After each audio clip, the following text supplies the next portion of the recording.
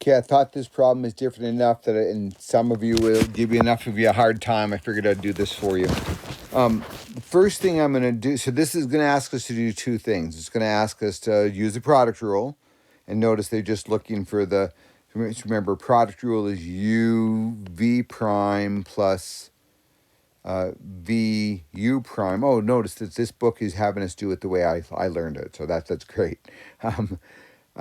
That's what they're asking us to do. So they're asking us to find the derivative of this term and the derivative of this term, okay?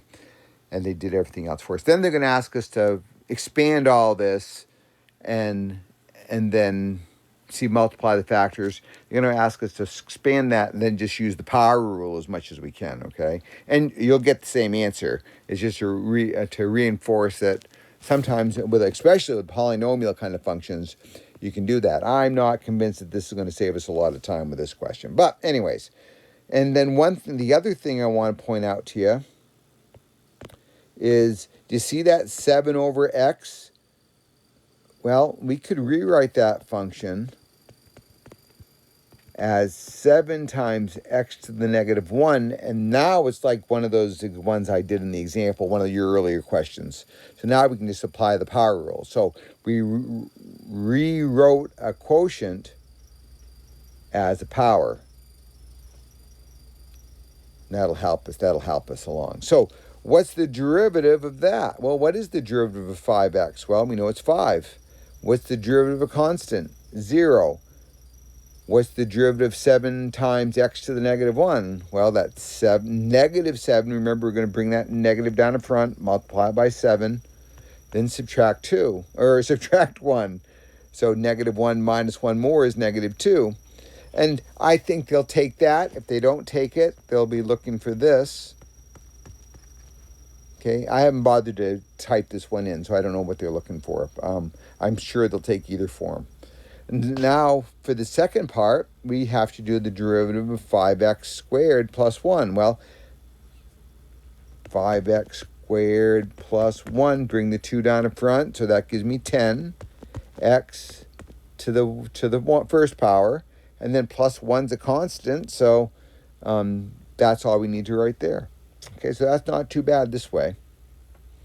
Now, how about expanding it first?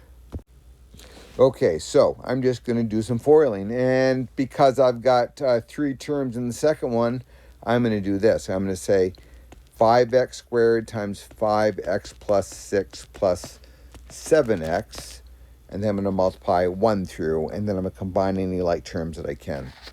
So if we multiply that, I'm going to get 25x to the third plus 30x squared. Now remember, this is I don't know why I wrote that this way. You probably said, what the heck's he doing? 7 over x. When I multiply 5x squared times 7 over x, if you know this, I'm sorry. My Oxbow students get stumped up with this sometimes. So I can cross-cancel one of those x's out, so that denominator's gone, so that leaves me plus 35x. That's kind of nice that it dropped out, huh? I don't think that's going to happen on the next one. So that's the first piece. And then I'm going to multiply the 1 through. So, see, it's just the same thing. So what I'm going to do is I'm just going to go ahead and write 5x here plus 6 plus 7 over x. And now I'll clean those up. Let's see, can I move everything up? Oh, I can. Sometimes this app is wonderful. Mostly this app is wonderful.